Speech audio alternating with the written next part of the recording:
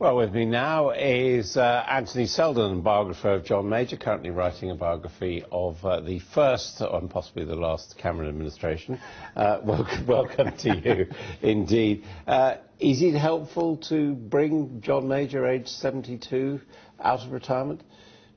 Well, I think if the evidence was showing that it wasn't helpful, then John Major would not be brought out of retirement. So clearly, a lot of people think that it is helpful to have him, and he's always been very consistent about the Union and the importance of keeping Scotland in the Union and the risks of Scotland leaving. So it's something he feels very passionately about.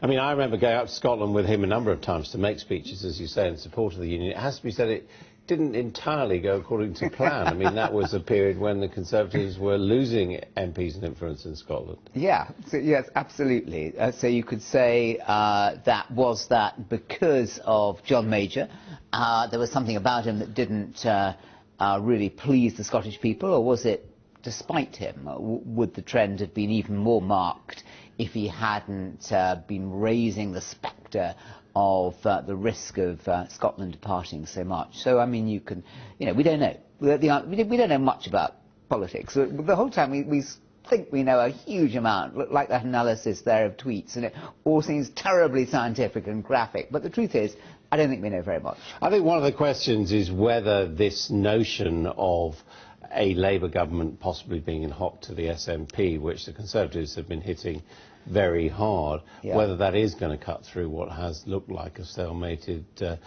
contest so far. Well, it might. And it's certainly a very real possibility. I mean, did we think, perhaps we did, when we had the referendum, that was going to be Scotland put to bed for a generation at least? But, you know, here we have it's out again, the issue right at the forefront of this British general election, in the way that it's never been at the forefront of a British general election before. And John Major coming out now as somebody who, let's remember, I mean, everyone loves to criticise John Major. Indeed, everyone loves to bash all former prime ministers, don't they? Because they're stupid and etc. But John Major did get more votes in the 1992 general election than any leader has ever done. I mean, amongst people such as yourselves who follow these things closely, that is one of the big debates at the moment. Are we seeing a repeat of 1992? Do you see parallels between this election and 1992, or some people say 1910, or some people say 1974? I love this general election because you can get any pundits up looking really serious, and everyone tends to believe them because nobody honestly has a clue what's going to happen in this general election. There are 10,000 people who say that they know or think they know what's going to happen, but in reality this is such an unusual general election for the factors that we've mentioned, and UKIP, and the fact that we have a coalition government, and that's new also. So it's really interesting. All right, well, let me ask you this, because you and your team have been, as I say, working on a book about David Cameron's government. Do you think that the Conservatives, David Cameron, George Osborne, are surprised that it looks as close as it is at this stage with barely a fortnight to go? Well, it's interesting, isn't it? Because the economy is coming right for them, and businessmen are coming out for them, and the party is rallying together, and Boris Johnson is rallying around it, and there's no sense of a noise is off or a split Conservative Party.